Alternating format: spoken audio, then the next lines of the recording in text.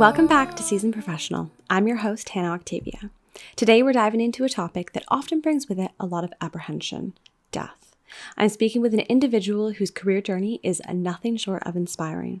Starting as a hospice nurse and advancing through the healthcare system, she earned her master's degree at 50, launched her own business, and even created a podcast about advanced care planning that held space for a fellow nurse who was dying. Despite my initial nervousness, this conversation left me feeling surprisingly calm and enlightened. Please take care while listening. Prepare to be inspired by today's guest, a woman who has truly taken on the world. Please welcome Clare Fuller. So thank you so much, Clare Fuller, for making the trip out here today. We are so appreciative of your time, and we're just super excited to have you on the podcast. So without further ado, we have our very first question, which is, tell us about this lovely photo of yourself. Well, that's a bit bold calling it lovely, Hannah, but thank you. Do you want me to grab it? Yeah, take it down through? For us. Okay. So this is me. Have you had a look at it? Do you want me to share it with you? So why don't you have a little explanation of what we're looking at here, and then we'll show the audience. Okay, I think that's a really good way of doing it because it needs an explanation before we have a look, I think. So this is me aged 14, 15. Mm-hmm. And it's actually made me realise it's quite emotional for me to look at it. So this was following a riding accident. Mm-hmm. I wasn't riding as such. I was trying to capture my horse. Mm-hmm. So I was on my own in a field and have no memory of what happened. So my memory is wearing white joppers, if you wear when you're riding. Mm-hmm, mm-hmm. And looking down, and my joppers were red. Oh, my God. Oh, this is a bit odd, seeing red jods. Maybe that's my blood. Yeah. So I had no memory, and I had to get up on my own, mm-hmm. open a gate and cross a road. And I remember a car going past, Hannah. Mm-hmm. And I thought, well, if I'm hurt, that car would probably stop. Mm-hmm. But it didn't. So I thought, well, maybe I'm just exaggerating this bit of blood. Yeah, yeah. So I got up, I opened a gate, I crossed a road, I locked the gate, and I went back to the house of the people that owned the horse. Mm-hmm. And of course, you can imagine somebody's reaction when she looked. She said, "Oh my goodness!" And at that point, it started hurting. Oh my God! And I thought, perhaps I have hurt myself. Mm-hmm, mm-hmm. So I was taken initially to a local hospital, and I had such catastrophic injury that they couldn't do anything with it. Oh my God!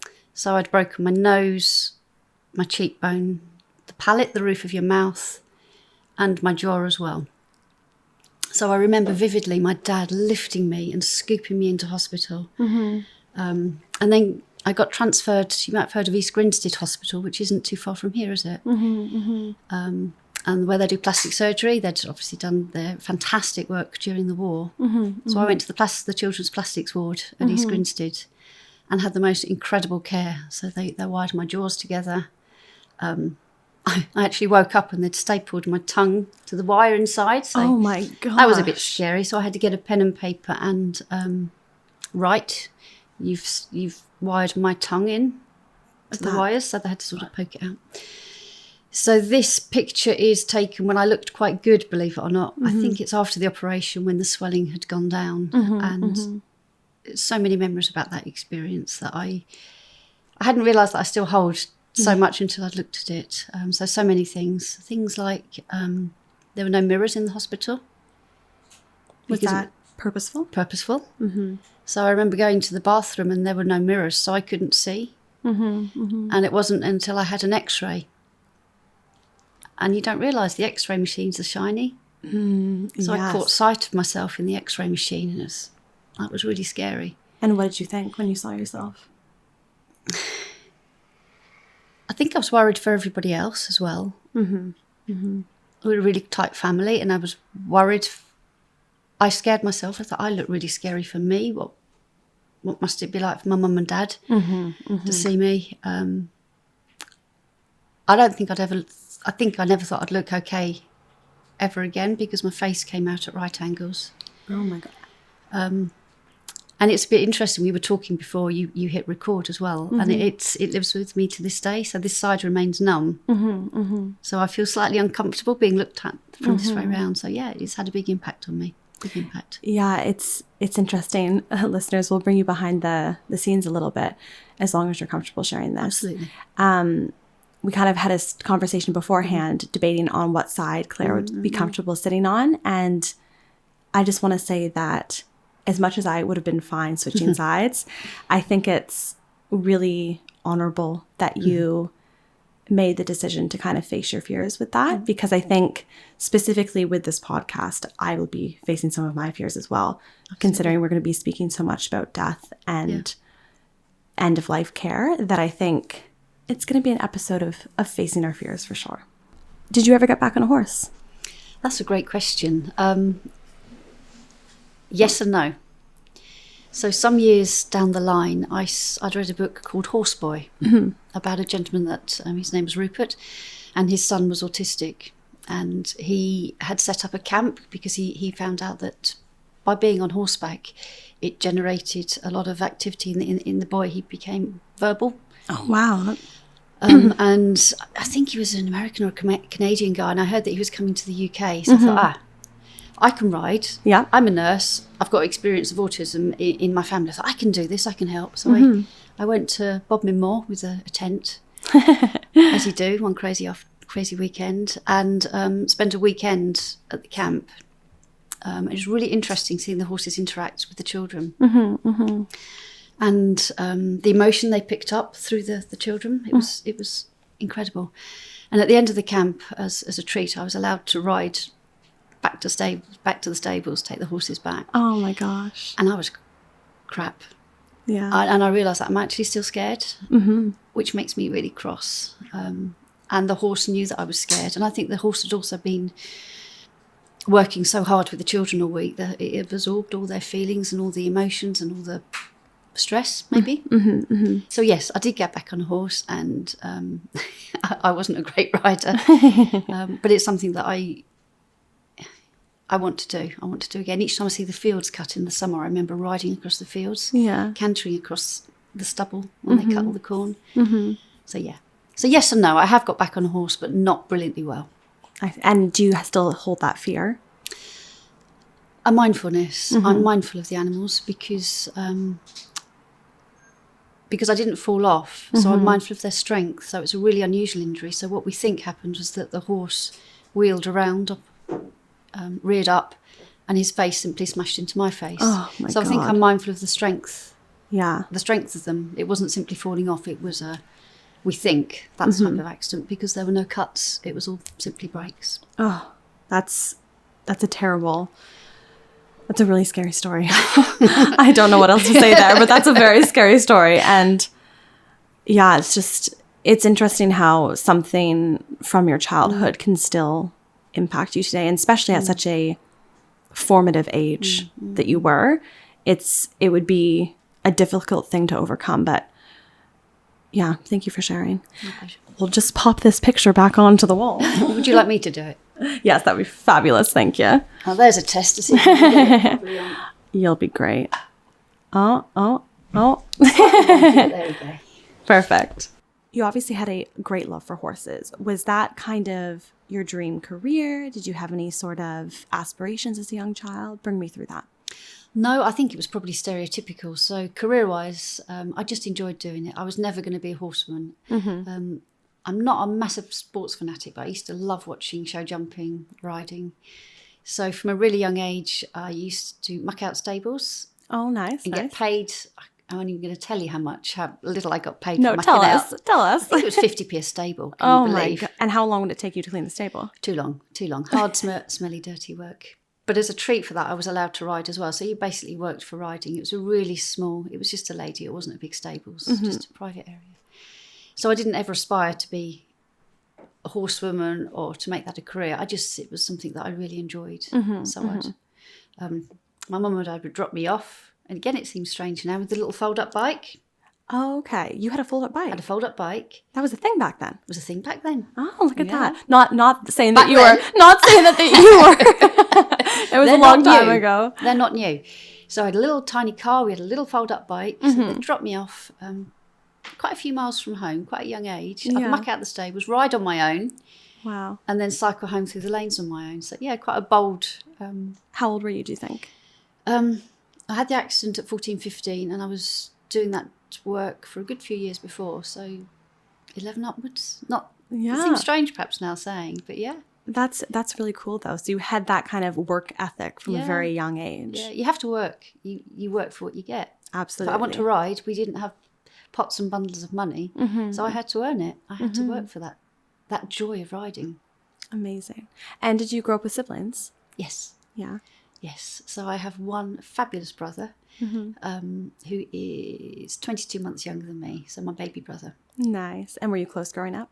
No. No. I know. It's the same with my brother. It's like we're just starting to like each other if my parents aren't around. Otherwise, it's cats and dogs. Yeah. I'm glad you asked that, because I could come up with a quick fire no. And then you've got to say, are you okay now? We weren't close growing up because we were so different. He was so passive. Yeah. And so smooth and so easygoing. And I'm fiery and feisty and angry and Scorpio. And I think it was when we got to our teens that I realised actually he was quite naughty too. He was just far better at being quieter about it. That was how my brother and I were. Yeah. And I would be always the one to get in trouble because I was louder. Exactly. And I'm like, he started it. He started it. It's his fault. So when we could start covering for each other, the bond grew a little. The bond grew a little. And I realised how much you're going to touch on really close nerves this podcast, Hannah. But we are so close now. That's lovely. He our family and my brother, absolutely everything. So no, we won't. We fought like cat and dog.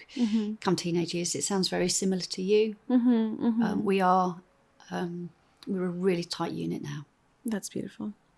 And so obviously you became a nurse later in your life, but before we explore those years of schooling and that sort of stuff, tell me, what were you like as a child? Were you, obviously we know that you were feisty and wild and this fiery child, but was there parts of you that were caring and had those kind of attributes that you'd find in the medical unit or medical care? I'm trying to think the words there. I know we're going to pull this apart a little bit more, but I would say absolutely yes. It is so innate in me. And I think to care, you've also got to be brave and feisty as well. 100%. Because you're sticking up for people that often don't have a voice.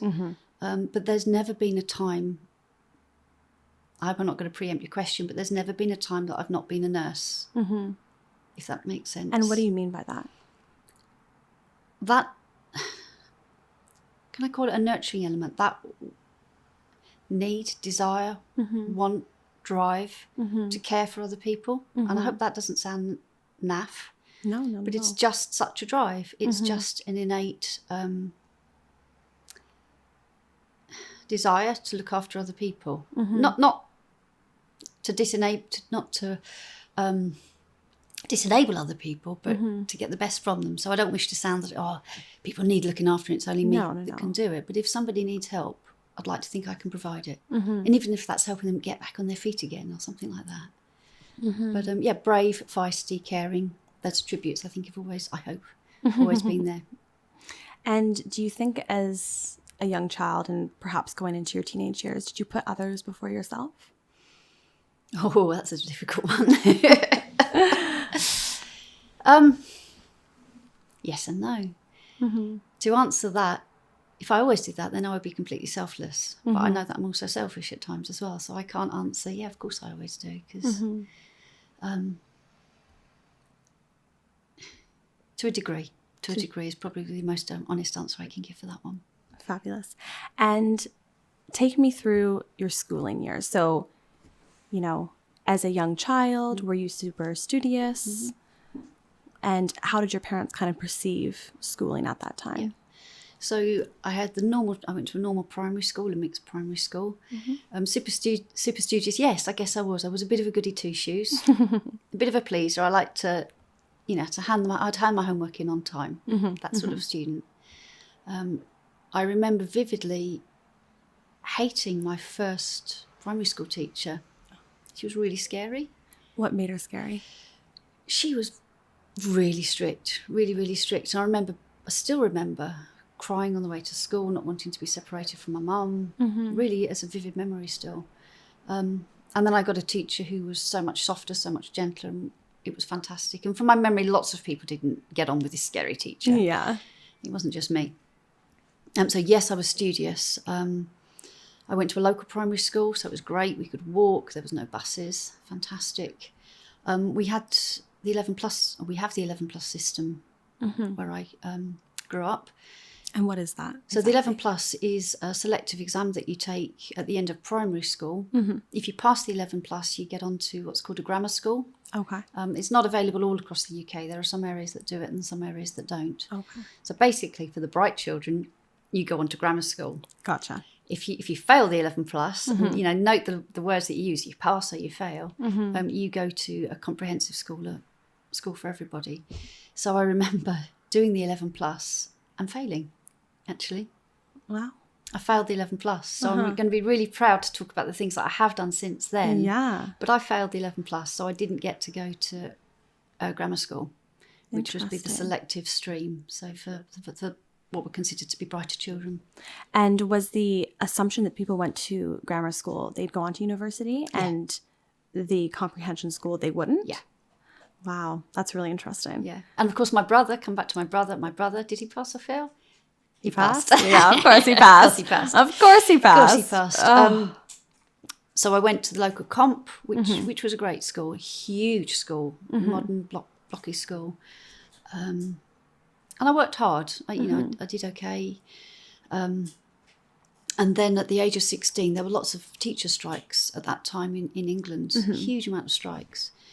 And at 16, you make a choice to do your A-levels. Okay. And I remember thinking there's no point staying on in a school to do A-levels if the teachers are missing most of the time.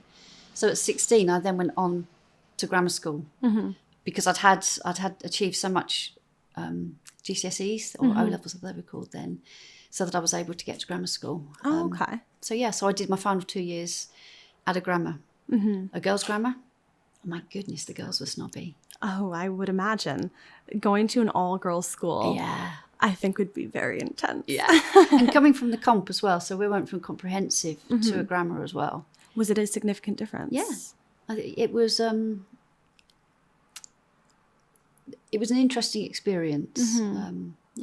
Interesting experience. But I got what I needed to do. So I got my 10 GCSEs, my 3 A's, and I had always known that I was going to be a nurse. I knew what I had to achieve. I knew what I had to do. And I got everything I needed to go where I wanted to go. And what did your parents do? So my mum did lots and lots of different jobs. My mum is mum and dad are both incredible in completely different ways. So mum, she was predominantly our mum, I would say. Yes. But she worked all different jobs to fit around looking after us. She worked in libraries, she worked in doctor's surgeries. My earliest memories of my mum are making things. Yeah. She would make suede to sell. Oh, wow.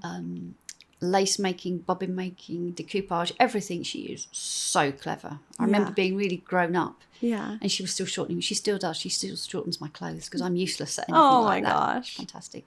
That's so sweet. And to give you an idea now, she's in the past few years of her life, and she won't mind me saying she's 78. Yeah. She's learnt Greek. Oh my God. Yeah, she's fluent. Mum, you are fantastic. So she thought, we go to Greece an awful lot. It's our special place. Yeah. So she thought, I'll learn Greek. That's amazing. So she is the most incredible. And Mum went to little grammar school, actually. It was really unusual that generation ago. Yeah. Not from a wealthy family at all. And she was very, very, very, very good student. Yeah. So yeah, Mum incredible. So lots of different jobs that she did throughout our childhood as well. Dad was an engineer. He'd call himself a fitter and a turner. So he created machinery. He sometimes travelled with that as well.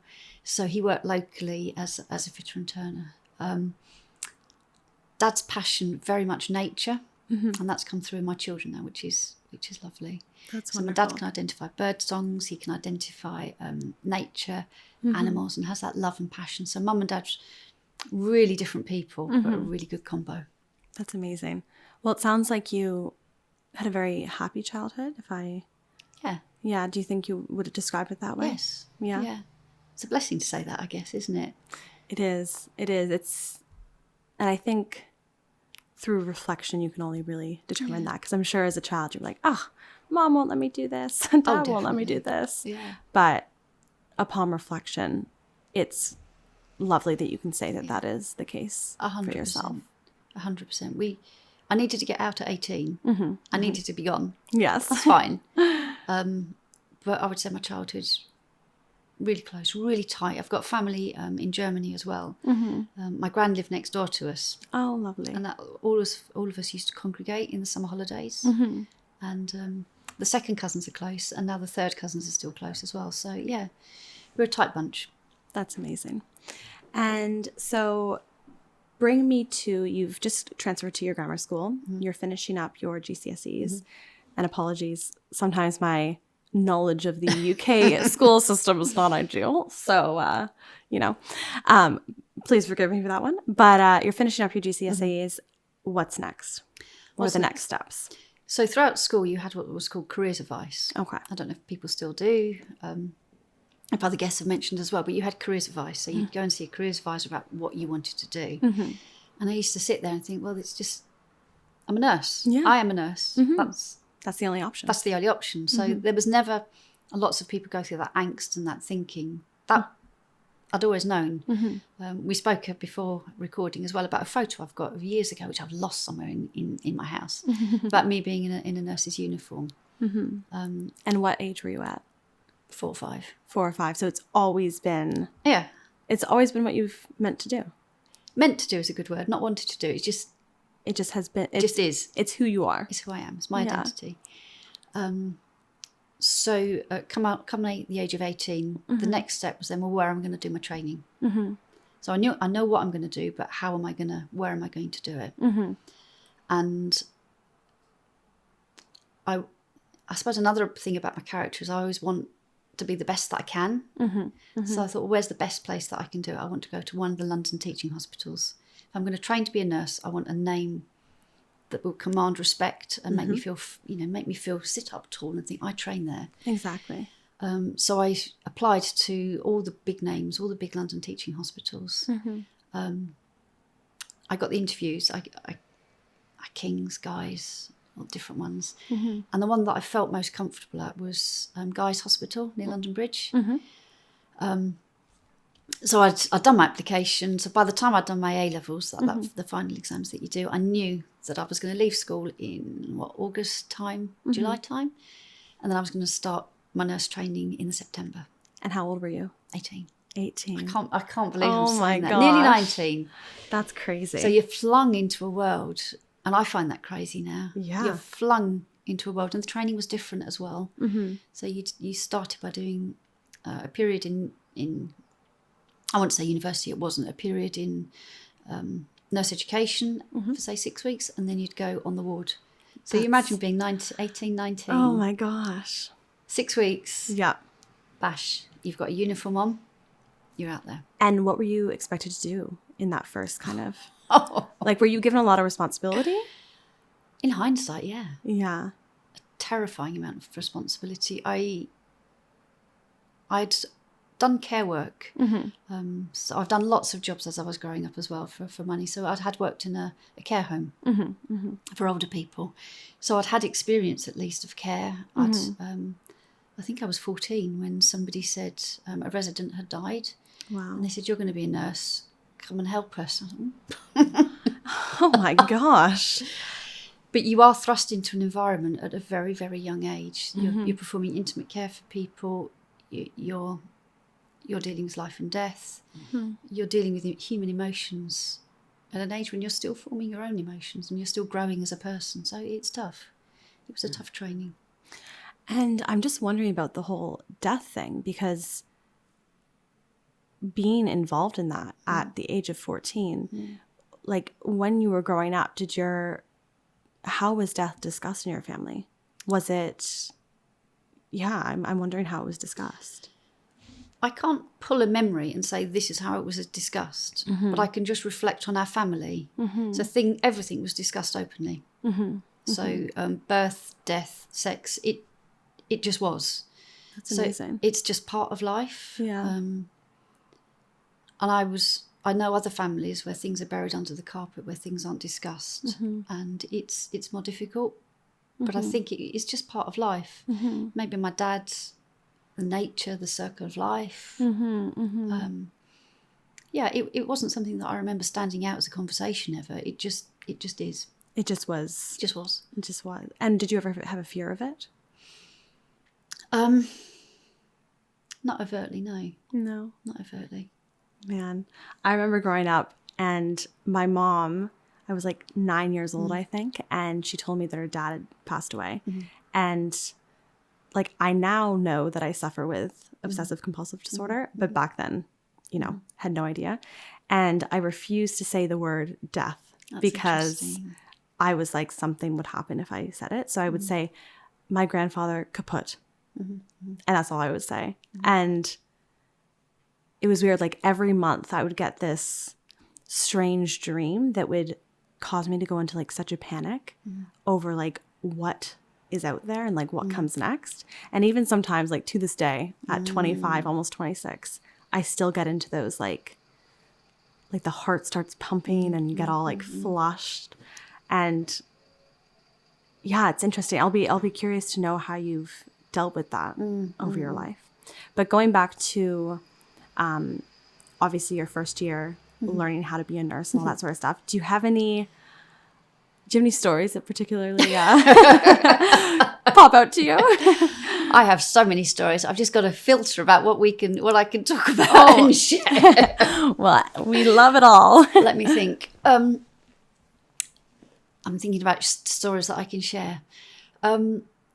I remember my paediatric experience. So I remember looking after children, and I was working at Guy's.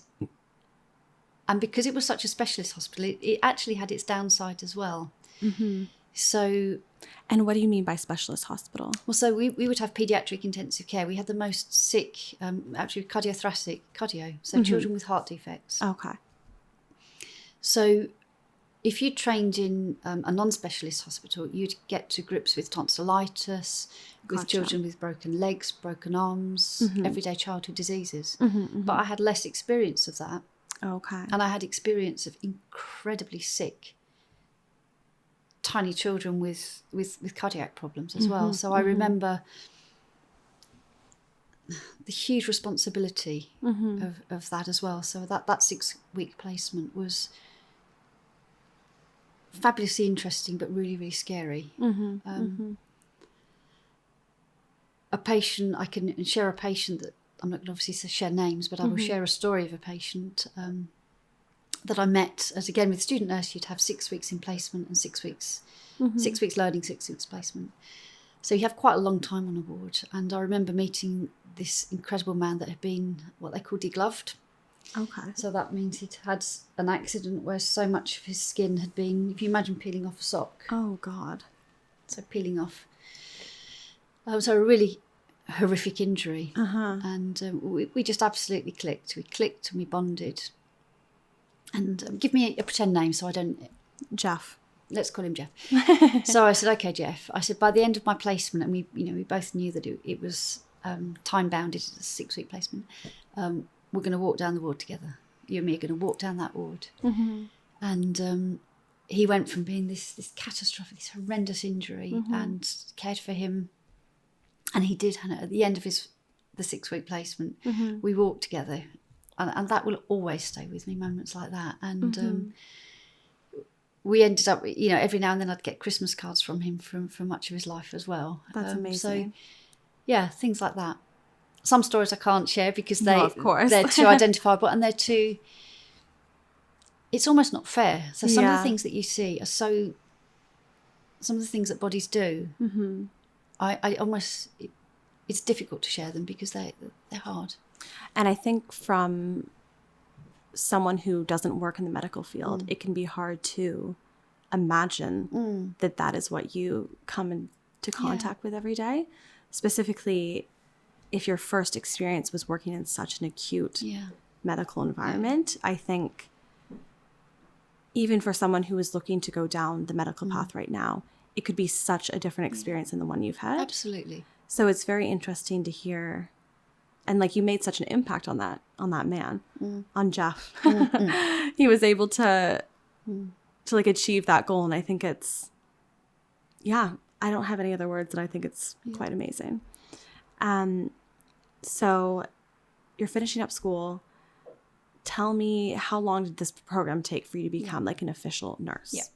It takes 3 years, or it took 3 years then. And is it that 6 weeks on, 6 weeks off 6 sort of weeks thing? on, 6 weeks off. And it'd be interesting for people listening, because it was just before what was called P2K or Project 2000. Okay. So I think I was around about the last batch of nurses to go through that traditional training. Okay. And then after P2K, or P2K was introduced, Project 2000, and people would go to university. So it was a completely different training experience. Interesting.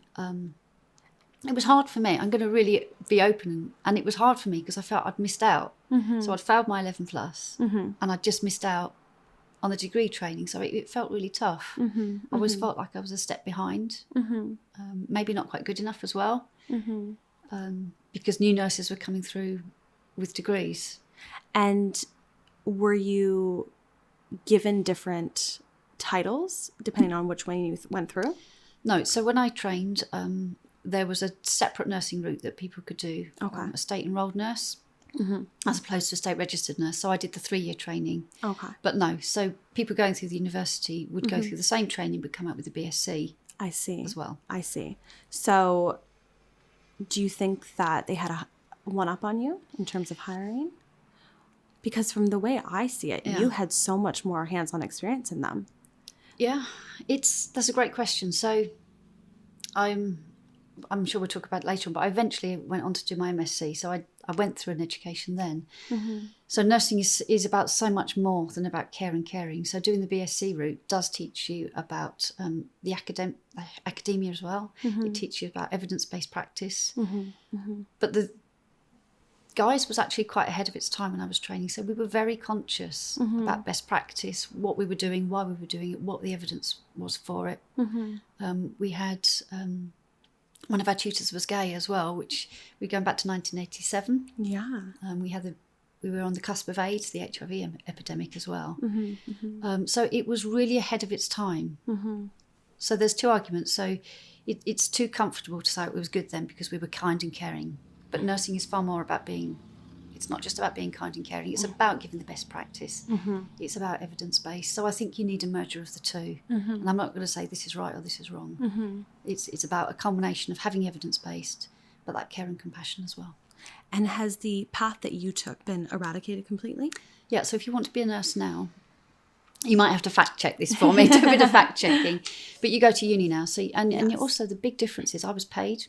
Oh, okay. So I got a salary. That's a huge difference. Yeah. So I got paid, and I'm going to tell you. Oh, how much were you paid? I've got it. My first pay slip was £246 a month. Oh, wow. That is... how did you live? With difficulty. Oh, my gosh. I mean, it was shocking. So shockingly terrible. But we were getting educated. Our nurses' accommodation wasn't much. But you did get a small salary, and you didn't get into debt. It's interesting that even though you had, from like my perspective, this amazing situation in school, you still felt lesser than the people that got their degree.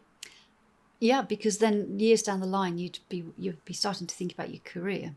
It hasn't held me up, but you'd just be mindful that I haven't got my degree, and I missed out on that by a year or two. I don't think I was a worse nurse because of it, but maybe that's because I've sought information, I've tried, and I've learned all the time. Yeah. But yeah, no, I did feel not that not good enough in some ways. Yeah. And I think that's a feeling that a lot of people can relate with, especially, I'm not sure how it is in Canada, but there's like the RN route or like just the nursing route, and I know very little about it, but I'm assuming that there would be some feelings of perhaps inadequacy depending on which route you take. And it's funny, like even just going through any sort of university, like even though you've made it to that stage of post-secondary, you can still feel not good enough. Like, you literally made it to the place you want to be, and you're still, like, not good enough. There's always somewhere else to go. There's always somewhere else to go. And it's like, I think that's almost like a difference between men and women as well, because up until now, we've only had men on the show. Okay. Just because of scheduling and such things. And I, just like reflecting briefly, I almost feel like the failure wasn't as acute for them. And I'm wondering, like, what was your ratio of men to women when you were in nursing school? Guess. One, like, very low men. Very, very low men. Like, no men at all. Pretty good. Yeah. So I can't remember how many were in our set. I should say around about 30. Okay. One. That's insane. Yeah. Oh my gosh. Yeah. I wonder how they felt going through that. Lucky. Yeah, I know. Honestly, he probably would have gotten a job right away. Yeah, no, there was one. And society still does it to a degree. But certainly 1987 to when I trained, 3-year training, you were still calling people male nurse. That's crazy. Not nurse. Male nurse. Or a male midwife, male nurse. Wow. And you're just nurse. Yeah. That's crazy. That's wild to think about. And so for nursing, did you, because obviously you went down the palliative care route of nursing, and we'll discuss that more as we continue on, but how did you choose that? How did that come about? When was the first time you encountered that? Maybe start there. When was the first time you encountered palliative care? I hadn't really thought about it, and it wasn't a medical speciality. It took a long while to become a medical speciality, so I was never specifically taught this is palliative care when I was training. Okay. I knew how to care for people, and when we dive into palliative care, it's actually fantastic care. It's the most holistic form of care you can give, caring for somebody, their mind, body, soul, spirit, their family, everything. I do remember being on a haematology ward, looking after people with blood problems, and being so busy, Hannah, so busy. We think it's bad now. It was bad back then as well. Yeah. You're running for equipment, running to get stuff, being in charge.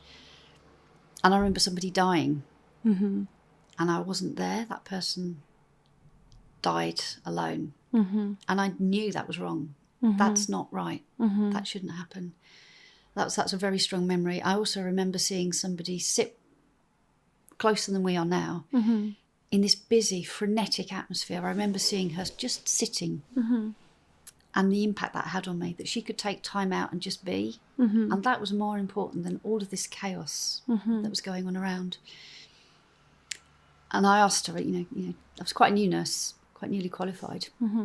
How old were you, do you think? I started at, say, 19, 20, 21, 22, 22, 23, 24, that sort of age range. Yeah. So I thought I was grown up, but looking back I wasn't. And she told me, I'm going to go work at St Christopher's, that's a hospice. I thought, interesting. And then I thought, there must be a better way of doing this. There must be a better way. So they were the formative experiences. I didn't set up and think, I'm going to be a palliative care nurse. That wasn't a career trajectory as such. But I suppose if you delve into it, if you delve into the caring, if you delve into the really caring for a person as a whole, I suppose it's not really that surprising. It was a natural fallout. Amazing. And at that time, were you just a general nurse? Yeah. Yeah. And did you feel fulfillment in that? Yeah. I liked what I was doing. It was hard, really, really hard work. But yeah, I enjoyed it. Really tough work, but good fun. And do you think it was mentally a lot to take on? The responsibility. So the responsibility is immense and mentally really difficult. It's life and death. 100, yeah. Literally. I just can't, that's just so much pressure on yourself. Yeah. How were you able to separate like your personal life and your work life? To a degree. Did it come home with you? Yeah, it does. Yeah. It's really hard to separate. I think you make very close friendships because other people know what you're going through. But it's tough. It's tough to separate. I think you have to keep well, but it's very hard to do it. Well, because you're human, and so much of what you're witnessing every day is the realities of being human. Absolutely. Which is a scary thing to face. And up to that point at the age like 22, 23, 24, had you ever lost a patient before? Yes. Yeah. Do you feel comfortable sharing that moment? So it wouldn't have been unusual for somebody to have, and I'm going to use the word died as well. So lost has got a whole new connotation as well. So this comes back to you said that you weren't comfortable using the word dying when you were smaller as well. And so a lot of the work that I do now is about communication, and it is about language. So I'm going to sort of challenge you and raise you and say it wasn't losing patients, because sometimes I did lose patients when they wandered off. Yeah. The psychiatric patients. Sometimes they actually did lose. I lost. That's actually such a good point, because doctors have to say died. Otherwise, they don't. Yeah. There's too much miscommunication in that. Yeah. So the first time your patient died. Yeah. I can't remember my first patient that died.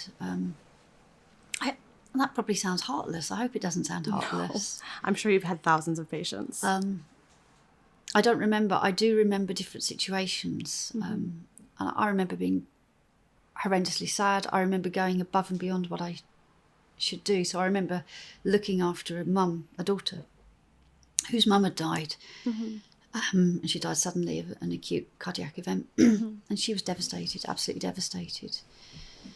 And I can share it now because it was so many years down the line. But I remember thinking that she needs help, she needs support. And there was no formal grief, there was no formal support for families or relatives. And probably very stupidly, I went round to see her literally and had a cup of tea. And I thought, this isn't perhaps wise. I shouldn't. I remember writing to a friend and saying, this is the address that I'm going to. I should be back in an hour and a half. If I'm not, this is where I've gone. Yeah. Keep me safe. I don't recommend doing that to anybody. But I just thought, that had you need caring for. Somebody needs to check in on you, make sure you're okay. You might want to edit that bit out. Well, no, I think it's interesting that you did that, because it's so telling of what you ended up doing in the future. Like, you wanted to make sure the people left behind would be okay, and you also wanted to make sure that the people that were dying were going to do so in a way that everything would be okay. You asked about dying, but some of the things that had a major impact on me when I was training was birth. Oh, okay. And there was a short period of time that I thought I wanted to be a midwife. Okay. And the two have got such close parallels that it's so obvious when you jump into it. And I was really passionate about midwifery. I loved that part of the training. And I learnt so much from the mothers. I learnt so much from the women giving birth. And I can vividly remember the woman that had the most impact on me was a woman who basically told us all to go away. Yeah. Go away. Yeah. Leave me alone. It was her fourth child. She got on all fours. Yeah. She knew what her body was doing. She trusted herself. She had her baby. Amazing. And the impact on that was respect for her body. Yes. So I developed such respect for our bodies. Our bodies know what to do. Our bodies know how to have a baby. Our bodies know how to die. And the more you interfere with both of those processes, I witnessed, the more you interfere, the process itself can go off kilter. The more we trust our bodies, things are often, if you trust your body and you listen, your body knows what to do. That's really cool. That's interesting that you say that, because I have a strange fascination with birth myself. And there's just so many, like the cascade of intervention. Absolutely. And this idea that the second you get in there and do something, it's can be potentially downhill from there. I'm really pleased that you said that. Yeah. I'm really pleased. I love that cascade of intervention. It's absolutely correct. And you can draw those same parallels with the cascade of intervention of dying as well. And maybe we can talk about that later as well. Yeah, but absolutely. These natural processes, if we interfere, and of course there will always be times, and I'm not going to paint a rose-tinted picture, there will be times that we have to. Of course. Of course we have to interfere. But both events are life-changing. Both events have significant impact on a family, the person. Both should be done so if you ask most people would like to die at home. A lot of people, given the choice, might like to give birth at home. I had both of my children at home, my first and my second. Oh my gosh. Both should be done with dignity, with people you love. They should be as pain-free as possible. There's a lot of parallels. And I always find it hard to connect my thoughts sometimes when I'm like going back into, it's like Elliot says that I say amazing too much or cool too much, so I'm trying to not say that. But I'd love for you to take us to, because your first job in palliative care was in a hospice, correct? Correct. So tell me, do you remember that first kind of chunk of your time there? Yeah. What was it like? Yeah, it was fantastic. So I mentioned earlier that it was growing. It was a really exciting time because it was growing as a medical speciality. It was just starting to get recognised as a speciality. So when I went to my first hospice, I didn't have hospice training as such. It was very much learn, and they didn't want you with hospice training. They wanted you to mould you, to shape you, to teach you, to grow. So I remember going to a hospice, and it, potentially a bit corny, but it did feel like coming home. It did feel like you were delivering the best care possible in the best way. And it's really strange because people time after time after time would come in and be amazed because it wasn't often a sad place. It was happy. Yeah. It was fun. It was crazy. It was barking mad at times. Yeah.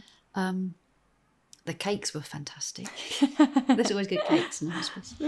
So I remember it with tremendous fondness. I remember the friendships that were made. I still remember families. We're going back to 1992-ish, I want to say, a long, long while ago. I can remember so many of the families still. I felt like coming home. Did any of the people who were dying express fear to you? Yes. And how'd you deal with that? It's hard to answer how I dealt with it then because I'm probably overlaying how I would deal with it now, if that makes sense. Yeah, absolutely. But it's always about understanding what the fear is. So if you can find out what somebody's afraid of, somebody like Catherine Mannix is the best role model that you can go to for something like this, but finding out what somebody's actually afraid of. Is it the fear of pain? Okay, we can address that. Yeah. Is it the fear of a mum who hasn't prepared a daughter for her 18th, for her 21st, for her wedding, for when she has a baby? Okay, let's address that. So how I would like to hope and I would like to think, but I bet I didn't have the skill right early on. But it's always about addressing what is that fear, because it's never that wide funnel of a fear of death. Is it a spiritual or religious fear? Because somebody's frightened they're being punished or something. So it's too broad a word to say fear. If you understand what the fear is, you can then address it. And do you think, because I'm just thinking for our listeners who may, we always see the people that have a fear of blood and are fearful of going into the nursing sphere or into the doctor, whatever the medical interest is. Do you think that same idea can be applied to other areas of life? That if we look at the fear from what is the core root of it, we can overcome it? Absolutely, 100%. I think that's a great analogy to make. And I think if you understand something, you gain a sense of control. Absolutely. Fear is also a feeling of lack of control. I should have mentioned earlier, I'm probably a control freak as well. Quite a control freak. And if you understand what's happening, if you feel you have autonomy, you're in charge of your own decision making in whatever area, and you can apply it to anything, I would guess, couldn't you? Making a podcast, you don't know what to do maybe at the first. Find out how to do it and approach those fears. Yeah, it's a great analogy. And yeah, that's just, I feel like working in a hospice, from what you've said, it's almost about caring for the whole human. Absolutely. Rather than just this thing. Like over the years, I've visited people in hospices, and it's weird. It doesn't feel like a scary place. That's interesting. And I've spoken to other people who worked in a child hospice, and I approached her with, isn't it super sad and isn't it a horrible place to be? And she's like, no, it's literally the happiest place on earth, because the care is so attuned to what the child wants and needs. And it's almost like the dying part is forgotten in a way. Yeah. It's more like a transition. Yeah, yeah. Which is, what do you believe comes after? Oh, that's a big one, isn't it? I know. I've seen so many people die. And had the huge privilege of seeing so many people die as well. And it's very hard to think that there isn't more to a person than this. I don't have a faith as such. But there is. I have a spirituality. I do have a spirituality, and I think there is more than just these cells that make us up. Where that goes, what happens to that, what is the essence of you, I don't know. But I hope we live on somehow. So you're working at this hospice. You are there for how many years, approximately? So I am there until I get pregnant. Oh, because you've got to picture the scene. This is quite a new concept in care. They're attracting people and training people up. So the demographic is women. Predominantly women, quite young women. So we went through a spate. We all tended to get pregnant. Oh, goodness. Bosh. So I worked there for about 3 years until I had my first baby. Lovely. And then you took a break? So then I took a break, and I took time off to have my children, my first child. And then I went back part-time. Wonderful. And I recall you had another child? I did. Yes. And it was at that point that I then went to work at a different hospice. So I knew that the hospice was what I wanted to do. Yeah. At that point, there was a big shift. So when I had children, the shift was that, children became my complete priority. 100%, yeah. And I had to do a job that I could be a mum as well. So I often talk about this with the children now. So I ended up doing night duty. Oh, man. Which was difficult. Which enabled me, because I breastfed my children until about 18 months. It was quite a long time. So that was something that I did. So I had to have a job that I could be there. Not been away too long. Yeah. They were ghastly nights. So you'd be up all day, you'd be a mum all day, you'd look after the children. Then you'd go to work. I remember walking through the door of reception, and somebody said, "Oh, you're always happy." And I felt like saying, "I am not happy. I am so exhausted. So tired. This is fake. I'm so tired. This is all fake." Yeah. But you have to be. Yeah. So you'd be up all day, you'd be up all night, you'd take the kids back to school, you'd snatch 3, 4, 5 hours kit, you go back and you do it again. Oh my gosh. It was exhausting. Do you think that you compartmentalize? Like, how were you able to maintain that happy demeanor? You just have to. Because if you were going to be cared for, it's my responsibility. I'm a professional. You don't need me turning up and looking with all after my you stuff, or your family and saying, "Look, I feel rotten today." You just don't need that. You're going through one of the worst times of your life. I've got to be on my A game. So it was tough. But it was part-time, so you couldn't do that 7 nights on the trot like you did before children. Oh, no. You'd survive for 2 nights. Oh, my gosh. And then you'd recover, then you'd do it again. And at that time, what did your children think that you did? Did you tell them that you were? Yeah. And how did you approach that conversation? So the children always knew, and they'd come in and out of the hospice as well. So I tried to be open and honest with the children about death and dying. And it's had very different impacts on them as they've grown up. And I'm sure my daughter won't mind me sharing. So as I became more senior, so I started doing what they call on call. So I achieved promotion. I've done lots of external studying. So I used to take on call. So people in the community would ring if there was a problem. And you'd either give advice or you'd pass on if you couldn't deal with it.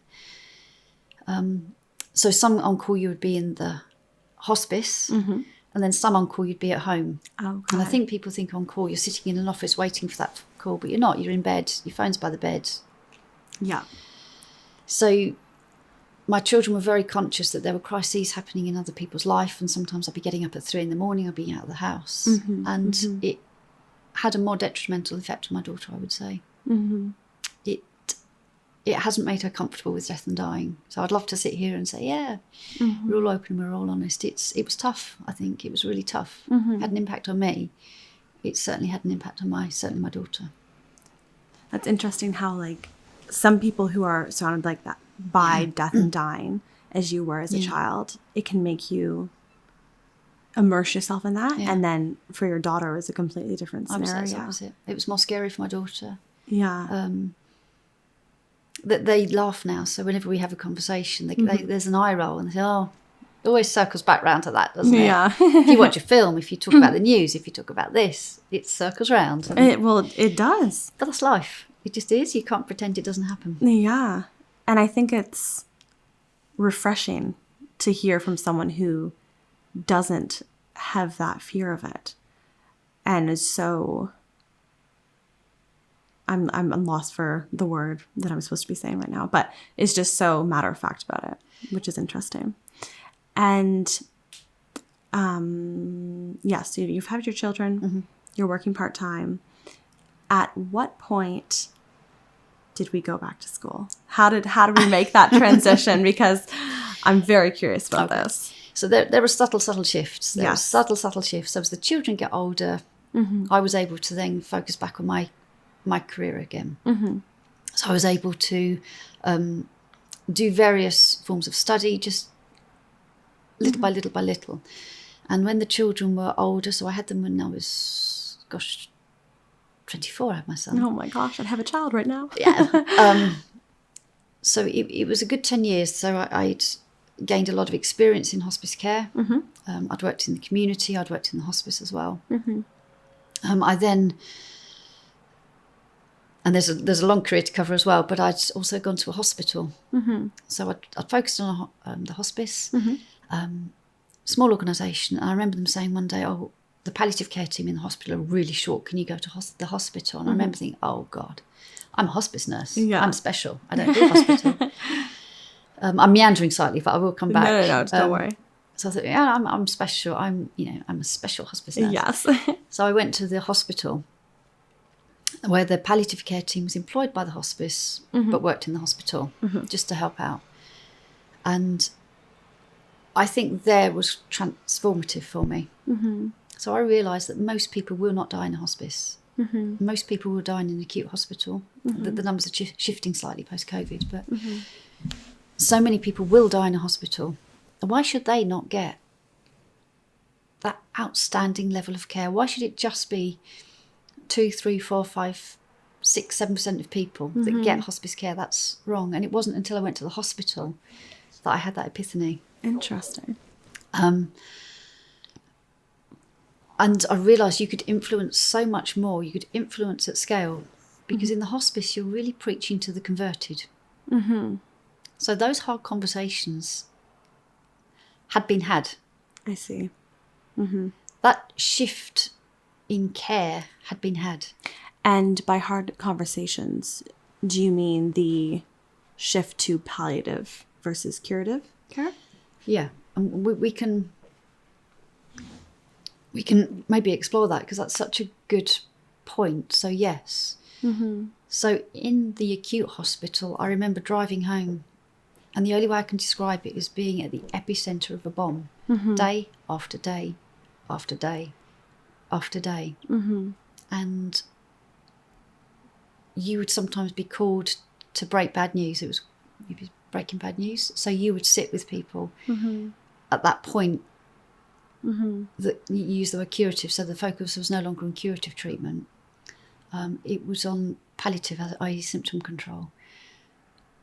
I have a huge frustration now, because so much of me thinks that so little has changed. So I'd like to sit here and say it's all wonderful, you know, how much has been achieved. But I've got a situation at the moment where somebody has a long-term illness. They're in hospital now. They're asking for palliative care because the person they love is weak, losing weight, bedbound. They've got a long-term condition. And they've gone to the team to say, can we have palliative care? Can we help support? Can we get good care? And their response has been, no, they're not ready yet. And it's like, ah! Oh my gosh. So I've gone terribly off tangent, I'm sorry, but it's... No. It all sort of ties in, so it's that frustration. Sorry, I've conversation hopped dreadfully. So I've gone to the hospital. Mm-hmm. I'm learning really broadly about palliative care in a generalist environment. Mm-hmm. That feistiness I spoke about earlier in our conversation, Mm-hmm. that was when I became super feisty as a nurse. Mm-hmm. Mm-hmm. So I wasn't wearing nurse's uniform at that point. I would go to work in a suit and boots, suited and booted, because you were challenging healthcare professional decision making all the time. Mm-hmm. Mm-hmm. And people were too scared to tell families and relatives that their loved one was sick enough to die. Mm-hmm. This person is dying. Mm-hmm. Until sometimes 24, 48 hours before. And then it's just It's too late. Yeah. It's too late. And you can probably see me getting angry now. And to a degree, we're still battling that now. We're not recognising end of life early enough. Mm-hmm. So all around about this time, I'd gone to a hospital in 2016. So eventually I'm asking you a question. Mm-hmm. And it was at that point that I had the tremendous privilege of applying to do my MSc. Mm-hmm. So you've got to picture the scene. I'm doing my MSc. Mm-hmm. I'm learning how to study. I'm at university. I'm working in the hospital. I've got one child doing their GCSE O-levels and another child doing their A-levels, all mulched in the same time. Oh my gosh. It took me 5 years to do the 8 modules that required, the research module. It took me a long while. And that's a master's in science. A master's degree in specialist nursing in palliative care. Yeah, it's shocking. I can't remember the title. I think I have it specialist written in down. palliative care. You're going to have to tell me what it's in. I think I have it here. That's shocking. What's the proper You spent title? 5 years. Come on. I'd spent 5 years doing it. I can remember all the modules now. Let's see. Can you remind me what I've done? I don't know if I have it here. We have moments that spark career change at 50.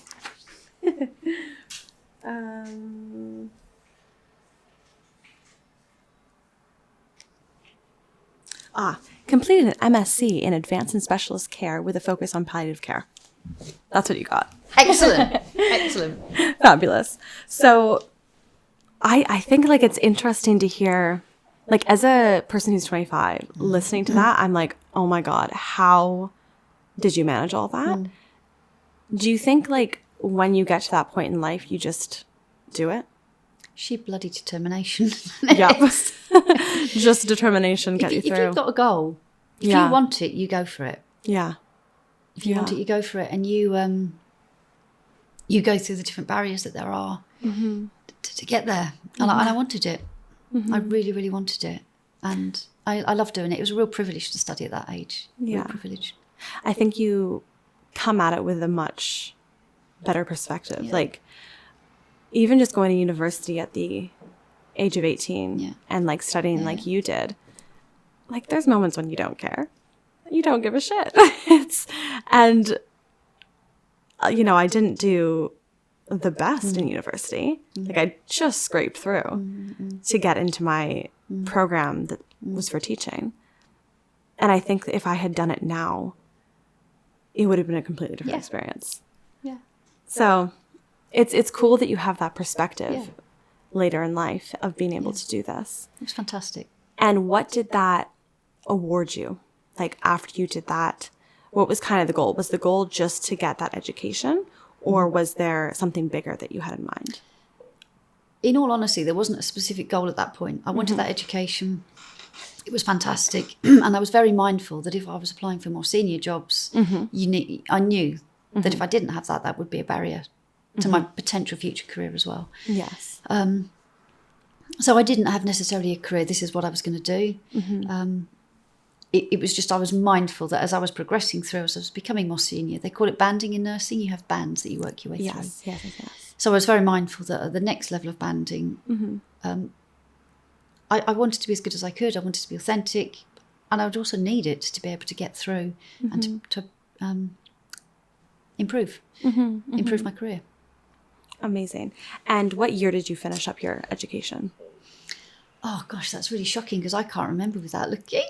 So you started in 2016. So would have been after 2016, 2018-ish, 1920, about that. Were you, because I'm just curious about COVID. Oh, no, way before. Way before that. Okay. Way. Yeah, so you've gotten your MSc. You where are we now? We've got your master's in science. Where are we now? We've got our master's in science. We're working in an acute hospital. During this stage, I also sort of, whenever there was an opportunity, I took it. So I've got lots of different hats that I wear, lots of different things.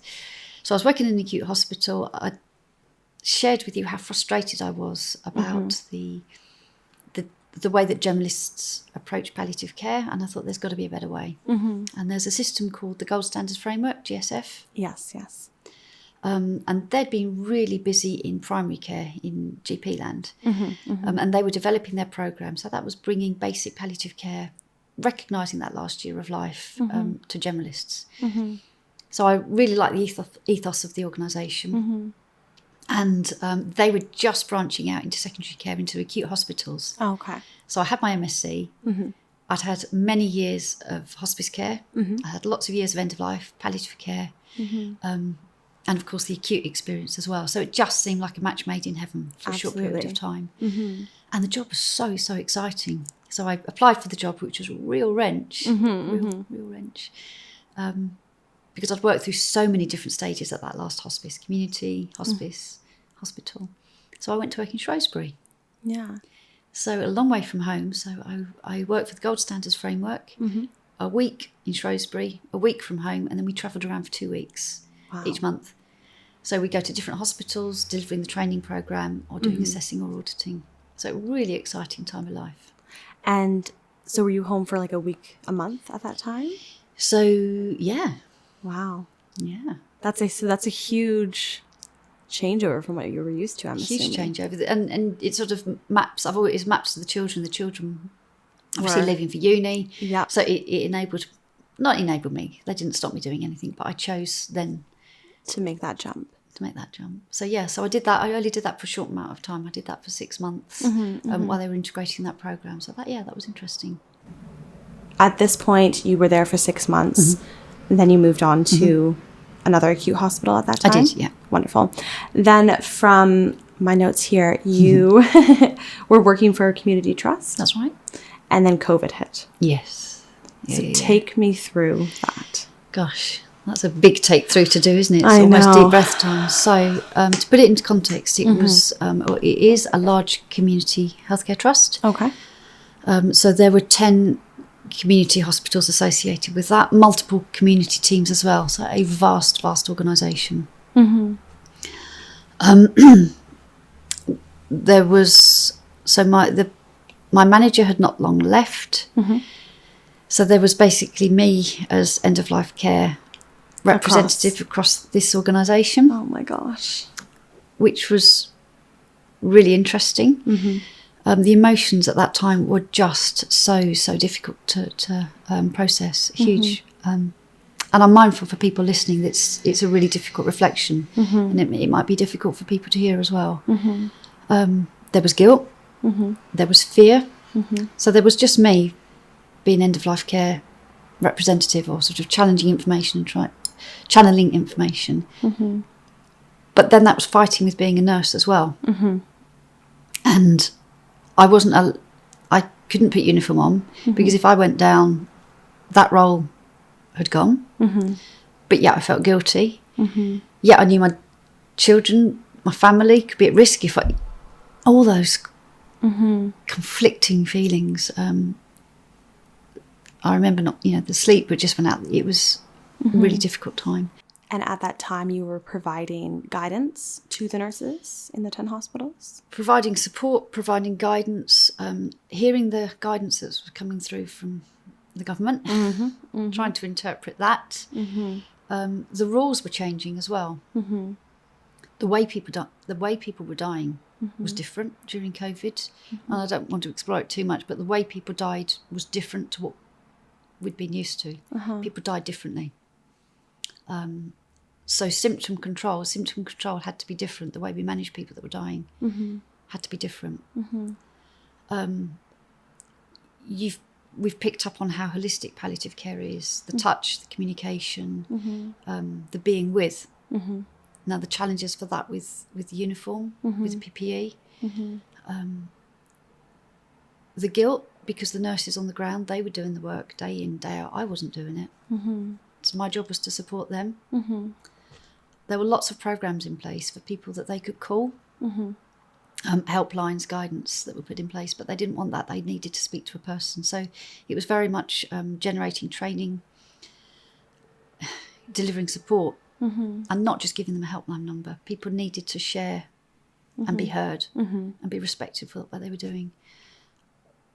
An incredibly proud part of the work was bringing together, and I don't want to say the area that I work for as well, so I'm mindful, but Yeah, of course. so there were lots of organisations across a large patch, lots of multiple hospices, multiple hospitals, multiple consultants, multiple teams. And I've always been a really good networker. I've loved networking. And I remember sort of being quite pivotal in bringing teams together so that we had one way of caring for people, that we had training that was delivered across organisations. I've missed out a bit in my career, actually. I did work for a small amount for a CCG. That was just a short part of my career. And CCG? A clinical commissioning group, as it was then, before the ICB's integrated care boards were developed. So policy was taken at government and then delivered out and worked out at that level. So I'd made lots of connections all throughout all of these different experiences. So I'm incredibly proud because I knew so many people. I'm quite nosy, I'm quite a good networker. So we're bringing together training. So it was the one time that there's no competitiveness among organisations. We just delivered education at scale to all the different hospices, to all the different nurses. It didn't matter which team you worked in. So I was part of that, and that was a tremendously proud experience. And did you ever feel... did you feel like that's where you belonged, or did you feel like you belonged in that nursing position? Like, were you happy to be in the teaching role? Do you mean the physical hands-on? It was conflicted. Yeah, I felt I should be doing. I felt guilty because I wasn't in uniform and I wasn't doing. I did feel guilty. Did I ever feel relieved? Yeah. And that's really a human thing to say. Did I feel relieved? It wasn't at times. Yeah. Yeah. Yeah. And then I felt guilty because I felt relieved. Oh. Yeah, it was tough. There's just so much emotion that would have gone through that, because while you're doing this amazing thing by allowing this education to be, and in some terms you're supporting more people by that role, but yet you still are feeling this inner conflict almost. Yeah. With what, do you think it came down, do you think the guilt was because was like external, or do you think it was an internal thing about what you should be? Yeah. Nobody made me feel guilty. Nobody made me feel guilty, but I felt guilty because there's the word nursing means so many different things, and traditionally, it's a uniform and it's this, but it is so much more than that. And you'd say that you're a nurse, and people think, oh, you're doing all that amazing stuff, and I think, but I'm not. I'm not doing that. I'm just supporting the people that are doing it. So it was internal. Nobody ever made me feel that I wasn't a proper nurse or I wasn't doing a valuable job, but I felt it. Yeah. And how did you deal with that? Badly. Am I supposed to sit on a podcast and say, yeah, these are the strategies? No. I think it's life. Like, yeah. How do you mean badly? Badly. Difficult to sleep. I made a conscious decision not to drink during COVID. Because I thought this could be really dangerous, because you could think at the end of a long day, I'm going to have a little drink. I made a really conscious decision not to have alcohol. So I think for quite a long period, about 10 months, I didn't drink at all, which was good. I'm a bit of an exercise freak. So I exercised every day. But exercise sometimes to extreme as well, so I love running. I'm going to give a shout out to a running gang. Oh, yes. So people that we met online through Twitter, we'd support each other running. Oh, nice. Some incredible people that hopefully will be listening to this when you release it. So we developed that. So that was, we supported each other running, but there was more to it than that. We supported, through difficult, dark days as well. That's amazing. That's cool. You said that it was badly. Those all sound like good things to support yourself. Yeah, no, they were good things. We were lucky as a family. My daughter was teaching, so she was still working. My husband was still working, so we were privileged. We had house, we had space, we had enough you know. So our experience was okay. In the grand scheme of things. Yeah, we were lucky. And then 2021, you decide to start a business. I did. Oh, there was a parallel as well. There's another really significant event around about that time, and during COVID. Yes, when you were caring for someone, right? Yeah. Yes. Tell me about that. Yeah. So, it was a really close family member, and he had an acute event. So we could see he was becoming frail. I've written this up actually. I wrote it it was published because it was quite an interesting experience. He was becoming very frail, and he had an acute event. And then there was a decision to be made. He could have gone to hospital, or he could have stayed at home. And I remember they rang, and I went over, and whether it's a female role or nursing role, whatever, and I spoke to him. We made decisions about what to do. What do you want? Because I was a nurse. I went over, and there was a 2-hour discussion with the ambulance crew. Oh man, what are we going to do? And they said, we're going to take you to hospital, and if you want, we can bring you back again. Now, I'd known enough in hospital that as soon as you take an elderly, sick, frail person to hospital, you started talking about the cascade of intervention. Yes. So they'd ignored all their symptoms for months, weeks, potentially years. When somebody is so sick and frail, you get to a point where you can't reverse symptoms, and it was very clear and obvious that he was very, very sick and very, very poorly. And what was a priority to that person wasn't being in hospital. It wasn't finding out what was wrong with them, because they hadn't wanted to do that for all the prior months. It was being with the person that they'd been with for nearly 60 years. So we bounced around these ideas. What do you want? What matters most to you?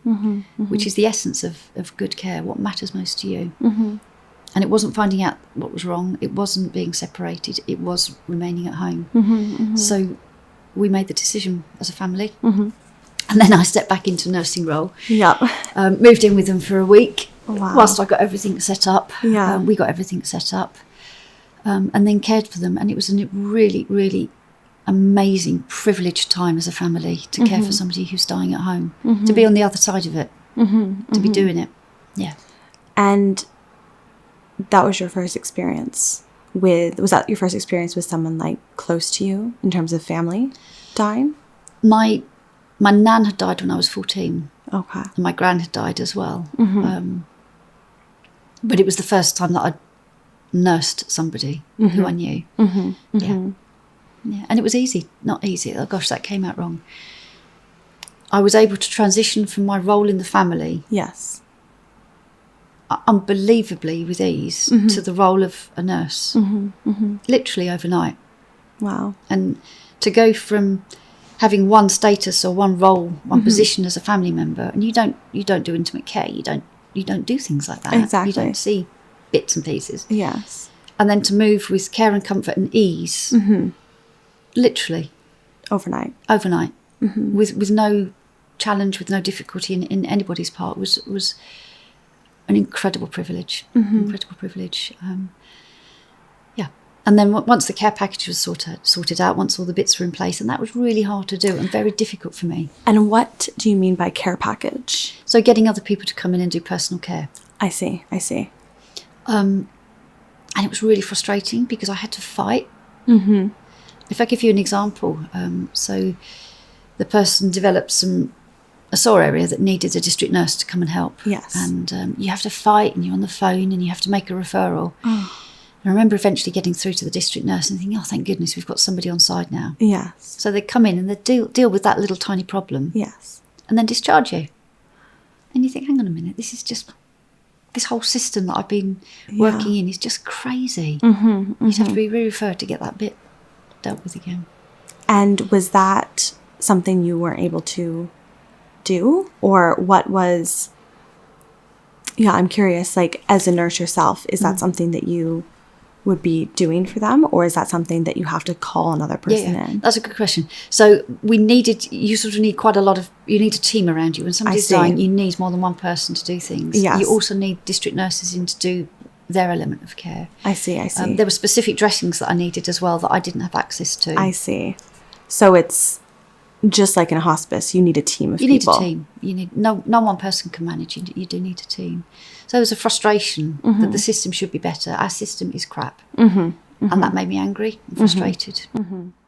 And it probably caused, the whole emphasis on palliative care is to make sure they're comfortable and happy, and that was probably a huge thing that prevented it. Yeah, it was difficult as well, and you think people didn't work together as a team. Another example is you have to be seen by a doctor within X amount of days of dying. So if you haven't been seen by a doctor within 28 days of a death, the death has to go to a coroner. Okay. So good practice is that you are seen. It used to be 2 weeks, but these were one of the changes that you had to be aware of during COVID. So rather than 2 weeks, it was 28 days. And I remember ringing up the GP saying, you haven't seen this person for over 28 days. I can see that they're deteriorating. I don't think we're going to get through this weekend. I suggest you come and do a visit, or please could you come and do a visit? I remember thinking, this is so wrong. The reason I'm doing this is because I know to do it. And what would happen if it was you? Yeah, exactly. Elliot. Yeah. Our system ought to be such that we know what to do for somebody in this situation, and we didn't. So I felt frustration. And yeah, as someone who would have no idea what to do in that scenario, It's wrong. It seems like you're just constantly fighting. Yeah. For something that is inevitably going to happen. I feel I'm still fighting. I feel I'm fighting and fighting and fighting for the most basic things. I still feel I'm fighting. And when your family member eventually died, what were the feelings surrounding that in terms of your perspective as their nurse? Can I say it was wonderful? Yeah. Why was it wonderful? Because they died in their own bed. They died with the closest members of their family very, very nearby. I hope they died pain-free. The last 2 nights I'd gone back and I'd stayed with them because I could see that time was becoming very short. They died looking at all the family photos opposite them. Yeah. So we'd printed all photos of all the grandchildren, of the children and all the family, and we put them opposite. I'd done a very good shave. Oh, nice. And they wanted everything done, so they were pointing. So they were in charge. Yeah, of course. So that, they wanted to look lovely. They wanted to look good. Yeah. And I made sure that so it was a good death. It was a good death.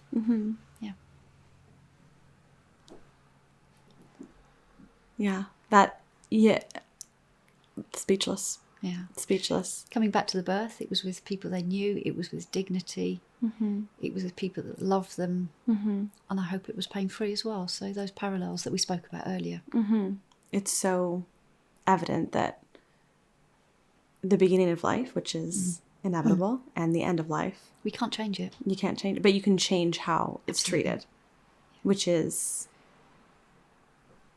it's just a really important thing to discuss. Definitely. So after this point, you lost your loved one. Or my loved one died. Your loved one died. Sorry. It's so weird not to say lost. Yeah. Yeah, it's interesting. Your loved one died. This sparked what? What did this spark in you?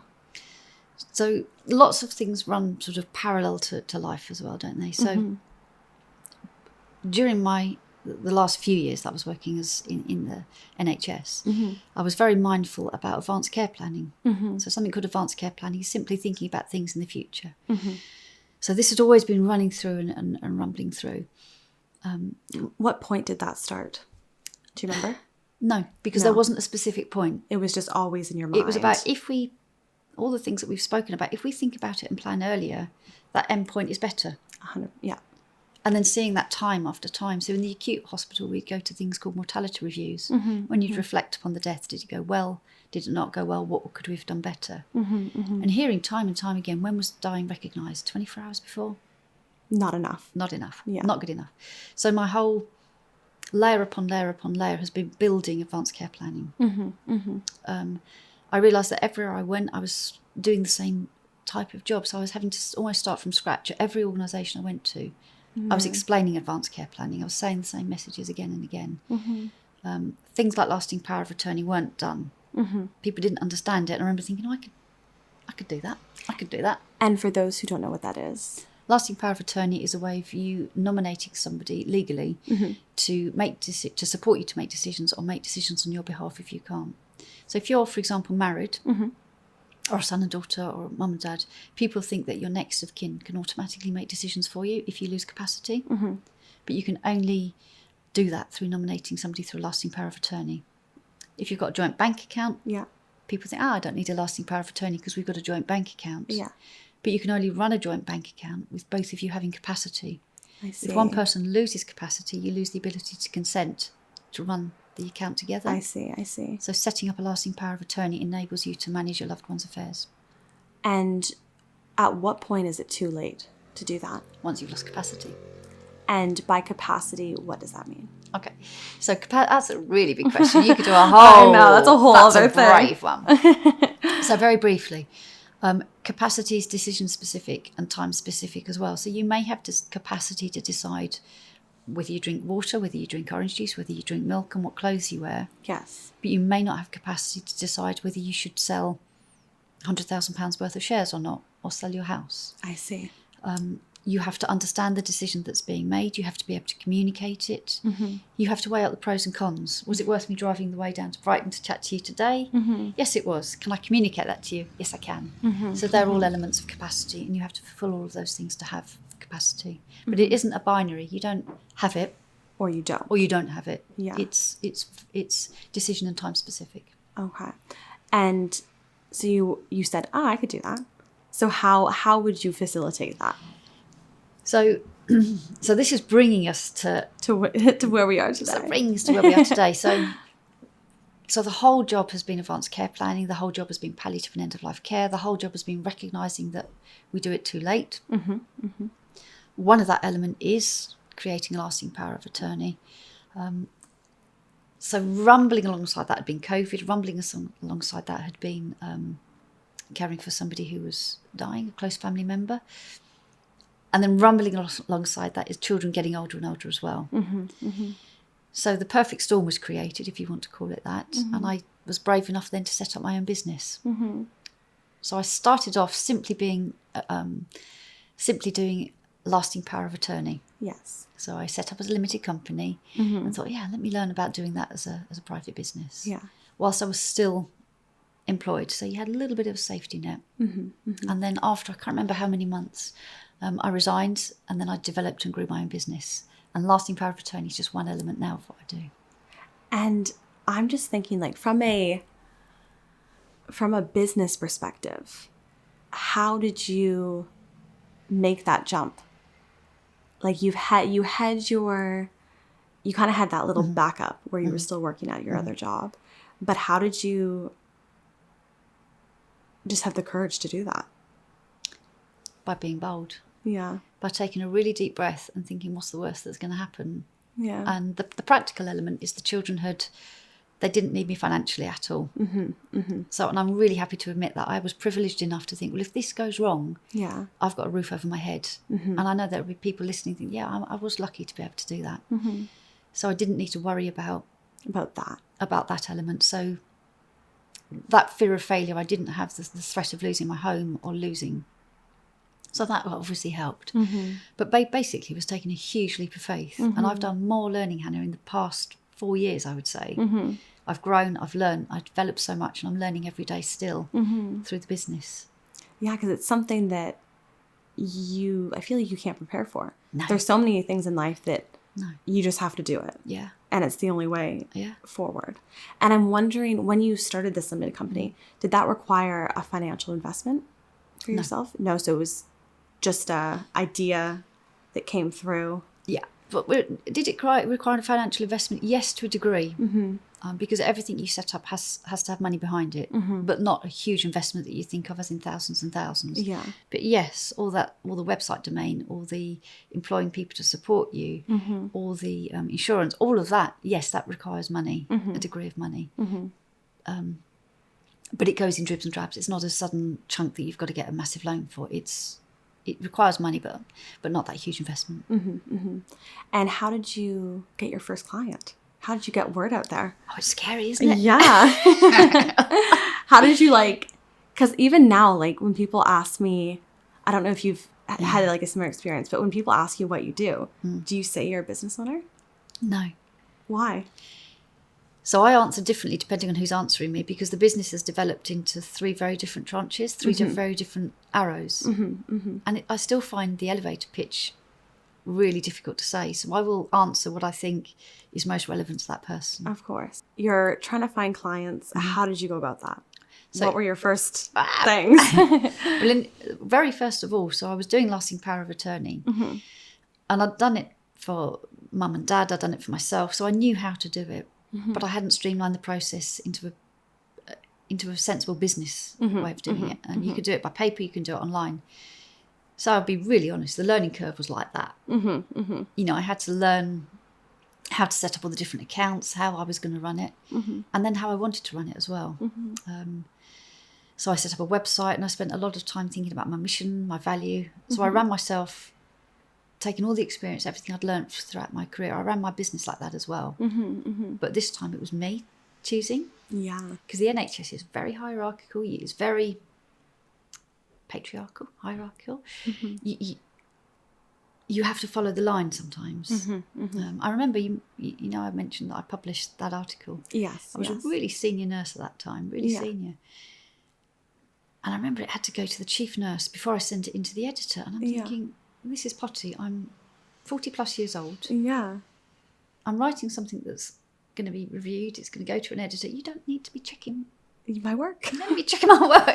Come on, I know what I'm doing. I know what I'm doing. So having that freedom and flexibility has been fantastic. So I remember writing, starting to blog, and I wrote, if I can't be me, it's not for me. So all the values that I've had throughout my career, I've then now focused in how I run my business. Amazing. And take us through the different facets of your business, and then we'll explore the podcast in a moment. Okey-dokey. Yeah. So it does, I mentioned it had different elements to it. So one thing that I do, I'm a shocking guest because I've got so many hats that I wear. I've just remembered something. I'm also, along that long career path that I've done as well, I've also taken on an inspecting role. Okay. So I work for something occasionally called the CQC, the Care Quality Commission, as a specialist advisor. So if they were to inspect a hospital, I can provide an expert view on end-of-life and palliative care. Oh, so they call you in when they need you. Yeah. So that was another little tidbit that you do. And that's really interesting, because if you're being inspected, it's really good to know how it works on the other side. So 100%. It's really good collecting all this knowledge. Yeah, absolutely. So I thought I can help organisations. So one tranche of my business is helping organisations improve. So I can do a deep dive on organisations. I can interview the teams. I can look at their systems. I can look at their audits, their policies. And is that specifically organisations in the medical field or any organisation? It is medical. Okay. And it's specifically for end-of-life and palliative care as well. Yes. So be it a hospital, be it an acute trust, I can do a deep dive and do some service improvement work with them as well. So that's one tranche of what I do. Yes. Another element of the work, probably that I enjoy, if I'm allowed to have a favourite, is education. Yes. I love education, teaching and education. I thrive on it. So people pay me to deliver education. I'm not a brilliant businesswoman in some ways. I beg to differ. So I deliver a lot of stuff for free. A huge amount of what I do is for free. I deliver education once a month for free. And it's really unusual, Hannah, because people turn up to the education that are hospital consultants, ITU consultants, and members of the public, side by side. And I've never done that before. Yeah. And because it's my gig, it's my game, I do subjects like CPR, cardiopulmonary resuscitation. When does it save a life and when does it spoil a death? Oh, wow. Really sexy title. Yeah, I really like that. No, I like Good it. And you'd think, catchy. You'd think you shouldn't have these people in a room because they're completely different audiences. And it's really bold, and I was a bit scared the first time I did it. But these are conversations that we need to have as a society rather than make a wall between us. 100%. And it works brilliantly. Yeah. So I talk about advanced care planning. I talk about lasting power of attorney. I talk about care in the last year of life. And it's for anybody that wants to come and listen. So I do those for free monthly. Very cool. And is that in person, online? Online. But I also get paid to deliver them for organisations as well, because I have to fund the free stuff somehow. Of course, yeah. So I do teaching, and they can be huge teaching packages or an hour teaching, and I love. It doesn't matter. It doesn't matter what they are. So that I do that element. I do bespoke advanced care planning. So people come to me quite often with. I could make this story up, but it applies to person after person. I've noticed my mum has become increasingly weak. I don't think she's got much longer to live. The hospitals say that she's absolutely fine. This matters to us. What do we do next? So I support people through that. Okay. I work with people that I would call well, that just want to do advanced care planning. People in their potentially the 30s or 40s that want plans in place. I do that. And then I also continue, I've really grown and developed the lasting power of attorney business as well. So the strapline is all of that work. I try to improve professional understanding, raise public awareness, and normalise conversations about advanced care planning. That's the elevator pitch. Amazing. So I don't know what to say. It's so something I've never thought about, but it's so important. And I think the fact that you're attracting people in their 30s and 40s is a testament to how much you're impacting people. I hope so. Have people come to you and just express gratitude? Yes. Yeah. Is that the best thing in the world? Yeah. Yeah. More is when I've influenced nurses, I think, or people. So there's been quite a few times that people have come to me after years down the line. I've had people come and say, I'm a sister at a hospice now because I remember being a student nurse when you were at the acute trust. Oh my gosh. And not that long ago, somebody was in touch with me for my last job, actually. And they were going through the apprenticeship route as a nurse. And they remember going to a teaching session that I delivered about death and dying, end of life care. Yeah. And they said because of that, they now are specialising that in the community. So that means everything. That's changing at scale that I want to do. A legacy. An amazing one at that. And the last thing I'd like to explore is your wonderful podcast, because you're doing all this work within the UK and within medical environments kind of surrounding you, but this podcast, there's endless reach that this could have. So I would love for you to tell us about the person who inspired the podcast. Okay. That's a tremendous honour, actually. So the person that inspired the podcast is another Clare, Clare Fisher. Yes. Clare was at a very young age when she was diagnosed with stage 4 bowel cancer. She was working abroad at the time. So she went from being a fit and well woman literally overnight into a dying lady. Jeez. No preparation, no planning. Another feisty Clare. Clare had 3 children. And she was quite young. She was quite young. She was in her 30s. Oh, God. And she made it what she called her retirement project to normalise conversations about death and dying, to do advanced care planning, and to introduce hospice care earlier in the disease trajectory as well. So all the things that I'd been talking about, all the things that I passionately believed in, Clare was living. Clare was living that. So we connected through Twitter. Twitter was fantastic. And Clare did some teaching for me. So she presented at an education programme that I delivered for the nurses in the community trust during Dying Matters Awareness Week. And she was so feisty, Hannah, that she said, well, if I'm not well enough to do it at the time, I'll record it for you and you can show them the record. She was that fragile. Yeah. Oh my God. But tough. So it mattered so much to her. It mattered so much to her. So an incredible woman. She was facing dying full on. She was talking publicly about it. She developed a website. Fantastic. And then I noticed on Twitter that she was becoming more poorly. And she ended up in intensive care ITU. And she was tweeting from ITU. She didn't want to be there. She was telling the doctors that she was dying. And what mattered to her, what mattered most, that conversation that we're having again, was being at home.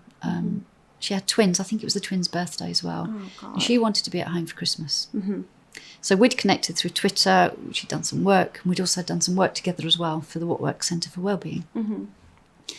So I said, Claire, I feel a podcast coming on. Literally like that. Oh my gosh. So I'm sitting here surrounded by your incredible podcast kit. I'm in awe of your kit. Oh. So I'm going to take you back to imagine Yes. doing a podcast on a mobile phone Yeah. with somebody that's really, really poorly, whose time is very, very limited, not having a clue. Me, not her. Yeah. So Not having a clue about what? how to podcast. Ah, yes. What do I Not do? a clue. Not Just a clue. have a chat. Have a chat. So we spoke. And I hope it's a really good episode. So we spoke about how she was. We spoke about the importance of planning and then how to get your plans heard to try and give other people support as well. It was a really good episode. I hope not too sad, but it's about, even though she'd made all these plans, she found herself where she didn't want to be. So we spoke about that. We pulled it apart, and Claire did die in a hospice with her family. She had the death that she wanted. It was quite complex. So we started talking about, these are important conversations about important conversations. And all through the strands, you've been leading me through my career. There is so much that I haven't told you, all the networking that I've made along the way, the incredible people that I've had the privilege to know. And the fact that nobody gets advanced care planning. They think it's one way of doing it, or one form. I thought, I'm going to make a podcast about all the different elements of advanced care planning. Absolutely. So Claire was the first one. Yeah. And I thought, I can do another one. Yeah. Oh, I'll do another one. Another one. I'll do another one. So 100 episodes down the line now. Amazing. So each episode talks about a different element of advanced care planning. And it's to say that it isn't one thing. I have certain questions that I ask every guest. And I try and explain what it is, normalise it, and show people what to do as well. So I can give you some examples of some of the episodes that we drill down into specific issues. But yeah, they've been phenomenal. And what's some of the questions you ask? So each guest gets Yes. asked. So I may have somebody that's a real high fly from somewhere around the world. Yes. But I always turn the tables on my guests as well. So I Yeah. ask them, what have you done for your own advanced care planning? Ah. And do you find that people have? Like, that are Not in the always. medical care? Yeah. No. Even though No. it's funny, like, even though you're interviewing these people that have the knowledge of the importance of Yeah. advanced care planning, They don't know what to do. they don't always do it. But then I track them. So I said, do you want me to follow you up? And so they said, I'm going to do this. So I said, okay, I'll check in with you in 6 months' time. And have they accomplished it? So yeah, so I've got a diary. In my diary, Yeah. I make a note and I go back to them and say, have you done that? You said you're going to do your LPO or your will or this or that. Yeah. But they've been so good to explore. And now I get people coming to say, can I be on it? So Oh, that's amazing. things like a lady, her daughter had a organ donor talk at 14 at school. Oh, man. So she signed up to be on the organ donor register At 14. at 14 and died unexpectedly at 17. Oh, God. And this lady approached me and she said, can we tell Fee's story? And I can share her name because this is public. Yeah. So I had the privilege of interviewing the mum of somebody whose daughter had died, and she wanted to share her story. Wow. And so that episode was all about organ donation, because that's one element of advanced care planning. Absolutely. I've looked after loads of patients that say, I'd like to donate my body to medical science, but not understood what it meant and almost said it as a joke. So I thought, okay. I did an episode on finding out how you donate your body for medical education. I interviewed the incredible Dr. Catherine Mannix, Yes. not Dr. Naheed Dasani from Canada, Oh, yes. about homelessness. Wow. I didn't even think about that. Yeah. So people experiencing homelessness, or Dr. Naheed Dasani, I hope I get this right, will die, I think men 42, women 43. So he argues that palliative care, that experiencing homelessness is a palliative care diagnosis. And he set up the most incredible program called the Peach Program. So yeah, I interviewed him as well. So really diverse. And 100 episodes on, it isn't one form, it was one thing. It's all of these things that we can think about now. And do you find that, like, as you've done the 100 episodes, could you have imagined there was so much diversity in this? No. And it's just with every day you're learning something new. Yes. Like you said, you're constantly learning something. I'm constantly learning something. And it's been fantastic. The past few years has been fantastic. I've learnt more now about advanced care planning through asking people, through delving into the Mental Capacity Act, through going to the Court of Protection. Yeah, I've learnt so much, and I hope I'm sharing that. You absolutely are. And I feel like we could talk about this podcast and what you do for ages. And I think, who knows what the future will hold for us and stuff. But I would love to end on our final question, which is actually, do I have two? How much more time? 5 minutes? Two last questions is, what are your future plans for this business? My future plans are to grow the education side of my business and to become the leading national figure for delivering advanced care planning education. Amazing. That is, I love that you have that so specific. And I really can't wait to see where you go. That's really amazing. And my last question is, for the people out there who are listening who perhaps are looking to go down the medical route, perhaps looking to do a career change, what advice do you have for them? Follow your passion. Do what makes you happy. Work because you enjoy it if you can. Be brave, be bold, and don't be shy to ask questions. Learn as you go. Thank you so much, Clare, for coming on today. Before we finish up, if you'd like to just tell us where we can find you. Okay. Give us all those details. So you can access my website at www.speakforme.co.uk. If you go there, if you go to the resource section, you'll find the podcasts that I do. I blog every fortnight as well. So every time I learn something, I blog a fortnight. Lovely. I turn up for that blog every single fortnight. You can also access the education that I deliver. If you're interested in receiving or talking about an education package, you can get me through the contact me button there as well. Fabulous. And on Twitter, Yes. Clare Fuller 17. So Clare Fuller 17 on Twitter. Fabulous. Thank you so much for coming on today, and we'll hopefully speak again soon. Thank you so much for being here. If you enjoyed today's episode, don't forget to like, subscribe, follow, and leave a comment or rating, as it really helps us grow.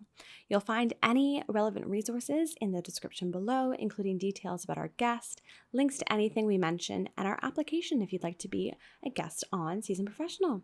Thank you so much from the bottom of my heart for being a part of our community, and I cannot wait to see you next week. Bye-bye.